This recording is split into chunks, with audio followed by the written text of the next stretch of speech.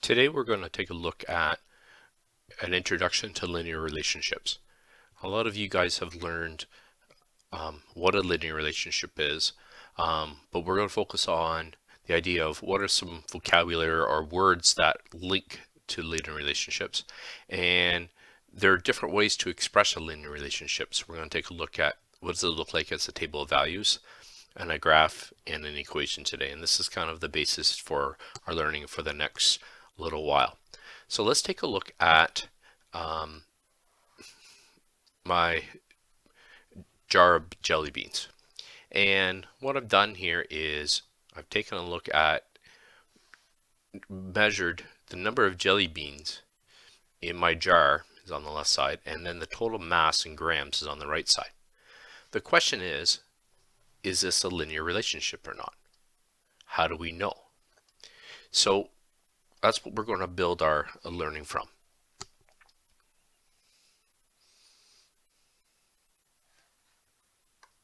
So let's take a look at this.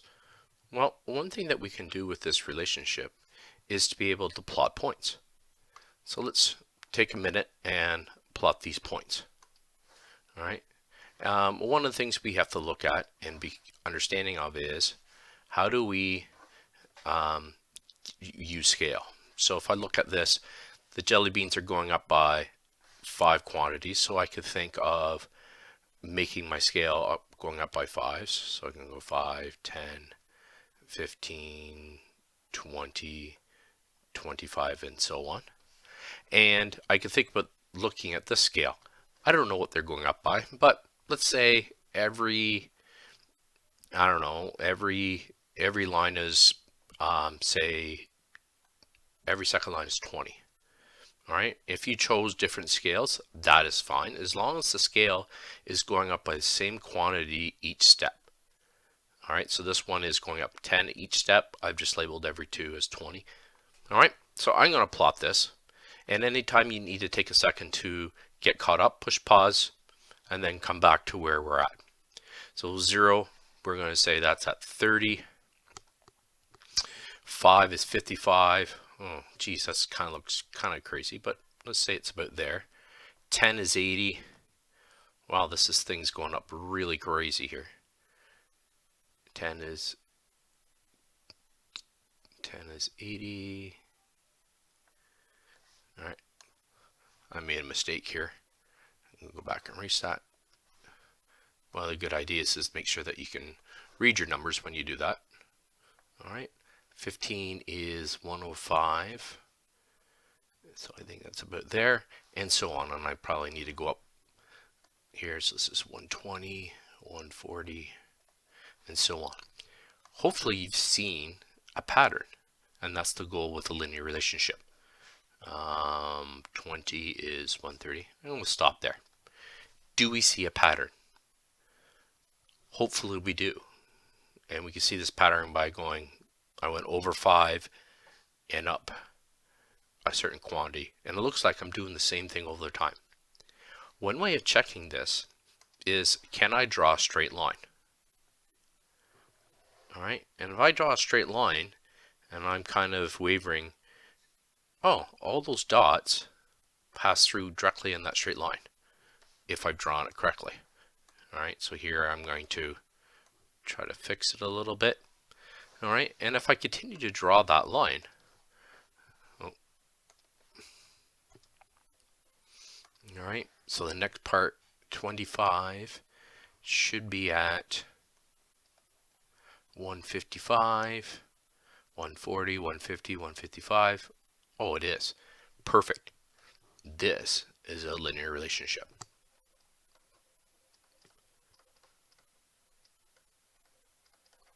Because all those dots go in a straight line.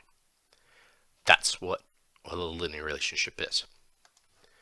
So when we talk about a graph, can we draw a line? If we can draw a line, it's a linear relationship.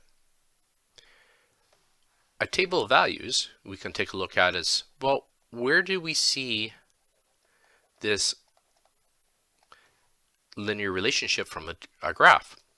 Well, we can take a look at how much these are changing by. So we can take a look at is how much of these are changing by each step. All right, and we'll talk about what that means in a second. All right, we're going to take a look at what are those changing by each step. So what I want you to do is push pause here for a second, and I want you to tell me how much of these increasing by each step. All right, for the mass and the jelly beans. All right, go ahead and push pause. All right, so let's see what you said. Hopefully you said that these are adding by 5 each time. If you said that, you're right. All right. Hopefully you said that these were adding by 25 each time. Okay. And a way by checking that is I can do an inverse operation. I can go 55 minus 30. I can do 80 minus 55. And I can check that as I went down. Okay. What you just found, what's called a rate of change.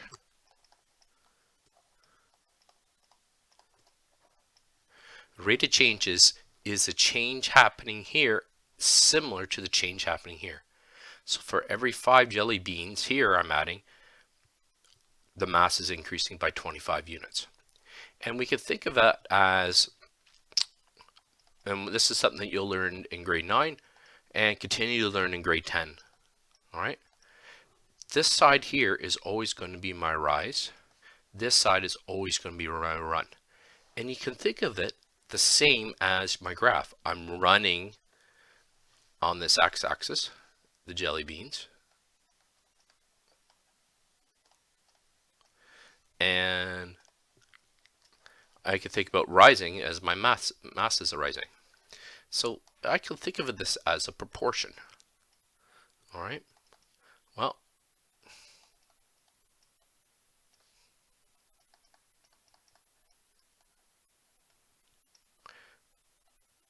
this is rising by 5 grams per jelly bean. And if we can go and put that in there, okay, this is the important part. Rate of change. Rate of change can look at from the table of values, also the graph. And I can do that by the sense of thinking about this as a rise over run. And a rise and run doesn't have to be between conjoining points. It could be between any 2 sets of points, and we'll learn that along the way. So here my rise was 50 because I went from 30 to 80, and my run here was 10. Well, if I did rate of change, so ROC, rate of change, is rise over run.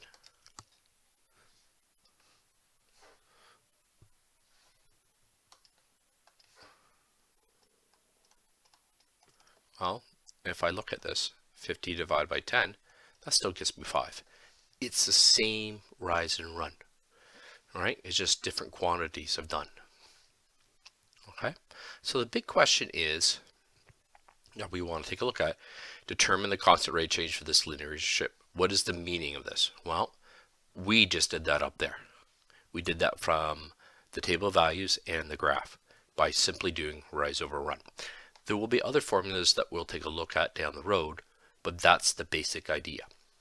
The meaning of this 5, we can think of this, if I go back to my table of values, this was 5 grams per, 25 grams per 5 jelly beans, which represented 5, when I divided 20 by 5, is 5 grams per jelly bean. So that's the relationship between the 2 variables, is my rate of change. And sometimes it helps to put the units in when you're doing rise over run, because then it divides out nicely and you can see the relationship between 2. Likewise, it's like you can get paid $5 per hour, or you get paid 25 cents for every pumpkin you pick out of a pumpkin patch. Same idea. That's the basic idea we want to hit. Can I find my rate of change? All right. what does the linear relationship start on the vertical axis? The place where this linear relationship touches the vertical axis is called the initial value. So basically, our initial value, if we went back to that graph, when we had 0 jelly beans, actually it's not equals, is my initial was 30 grams. So that's what I started with. Okay, so what is this meaning in the context of this situation? Well, that was the initial mass of the jar.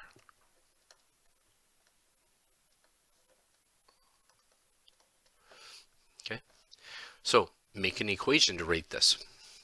Okay, the equation that we're going to use, you're going to see this being used quite a bit. We'll see this used quite a bit down the road with analytic geometry. But your t and your n are the two variables that we're looking at. But there's two letters that are common in both of these, the m and the b. And the m stands for my rate of change. And you may have learned that back in 7 and 8. My b is my constant. So whatever I start with, my initial value.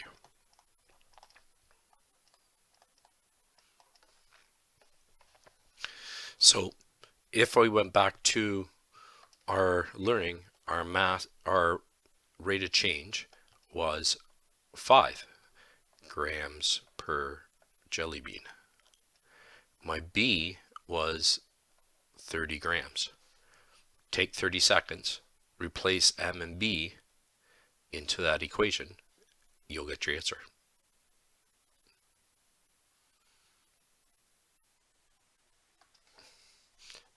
So what you should have had was this. All right, and you'll see us use, oops, I made a mistake.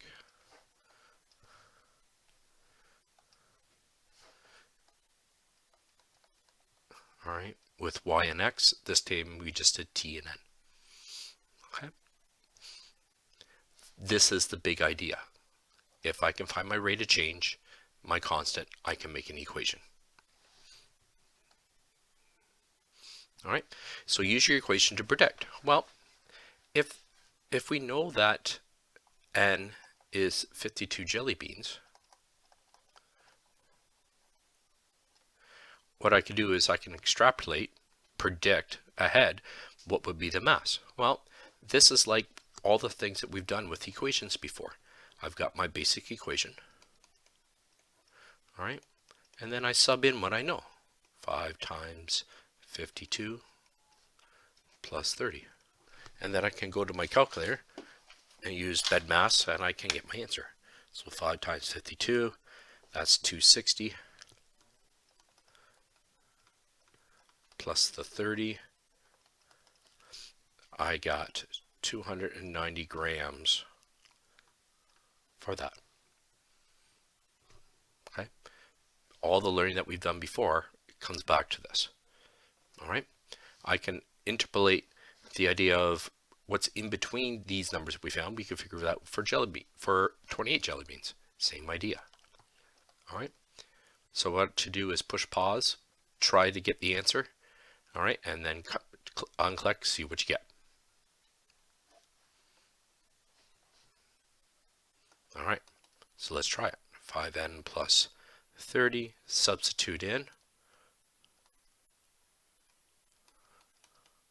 And then I could do the math. 5 times 28, 140 plus 30, 170 grams.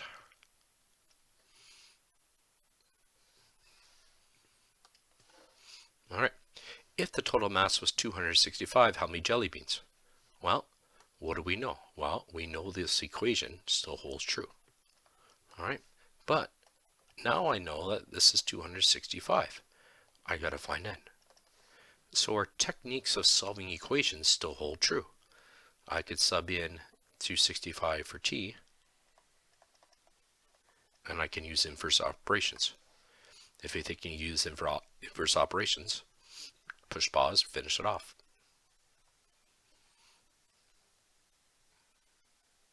All right, so subtract 30 from both sides.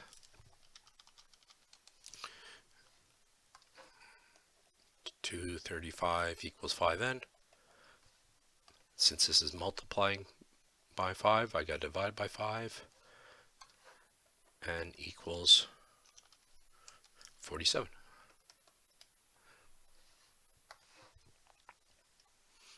So n equals 47 jelly beans.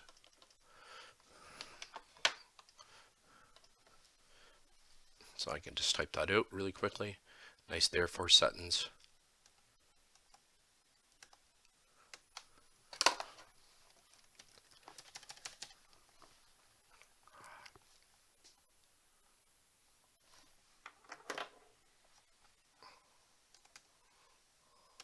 Sorry about that.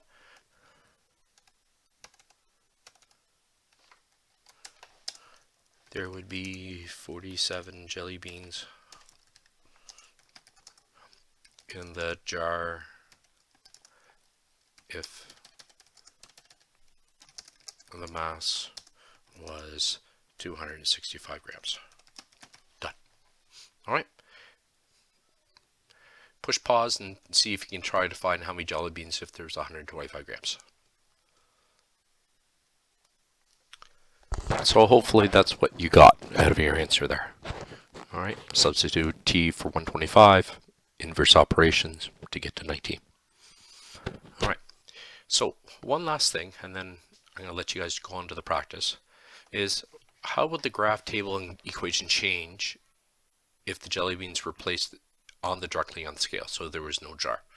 So take a pencil, try to fill in there. Let's see if let's use the same quantity of jelly beans that we had here.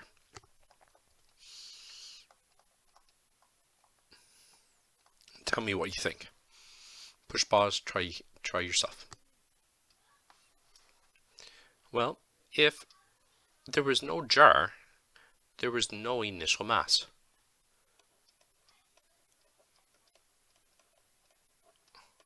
Okay, so all the mass is just based on the number of jelly beans. Well, if I look at this, all right, if this was going up by 5, my rate of change is still the same because the jelly beans are still going up 5 grams per jelly bean. So if I look at that, actually I might even be able to make the equation a little bit now, is that t equals 5n plus 0. Sometimes we don't write that 0 there. I'm writing it here just to show the connection between 0 initial mass. All right, so I can go 5 times 5 gets me to the 25. All right, 5 times 10 gets you my 50. 5 times 15 is 75. And if this was going up by the same quantity, that works. All right, there's my equation. Sorry, this is my equation. This is my table. And my graph will look something like this. All right, so, all right, the slope of the line, how steep it is, does not change. All right, but these lines are going up, but there's my initial mass at 0 because it's at 0 on the y-axis here.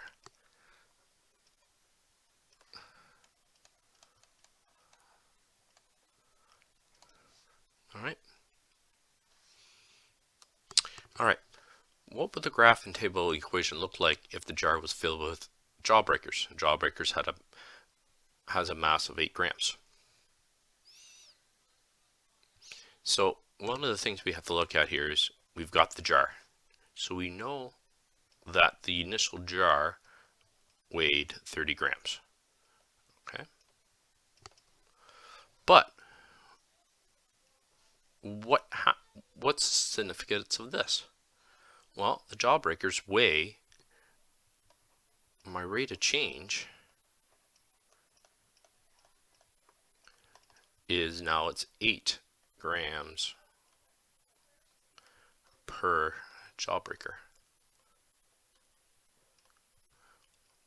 Okay, that's my slope. My initial mass equals 30.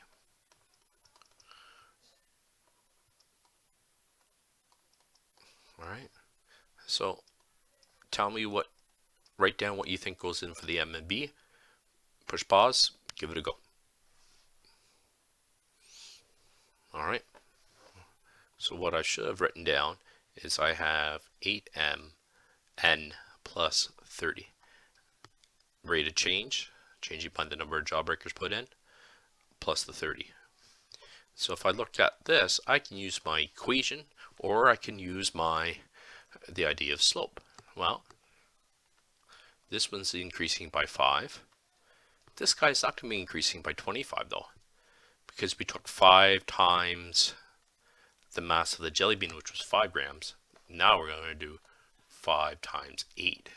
We're actually increasing by 40 grams now. So that's where my 70 comes in. All right.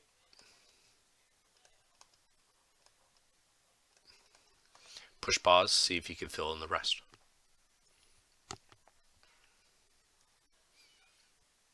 You could also use the equation as well. So I can go 8 times 10 plus 30. That should be 80 plus 30 equals 110. Well, let's just see if that checks out. Well, did I add by 40? I sure did.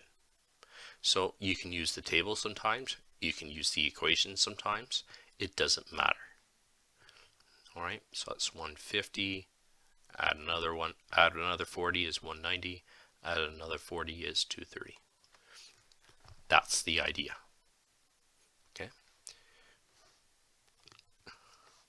The graph, is it going to be less steep or more steep?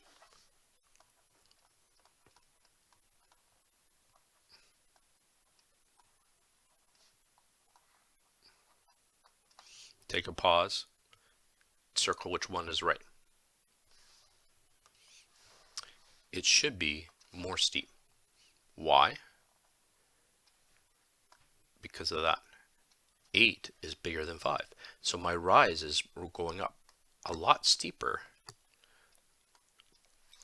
than the jelly beans, because the mass was more, that the mass per jelly bean was less than the mass of the Jawbreaker. Bigger number there, more steep there. Okay, so big ideas. I know this is going to take a while for a lot of people, and that's okay, but we're trying to understand what a linear relationship is. Can I spot a linear relationship between the table of values, a graph, and an equation?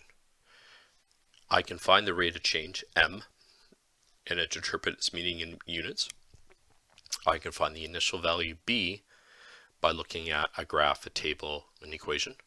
And I'm starting to learn how to make the equation, y equals mx plus b, or t equals mn plus b.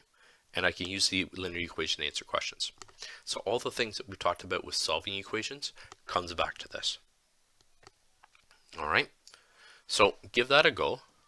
What I'm going to do is I'm going to fill this out here and allow you guys to kind of copy it out later, okay? All right, good practicing.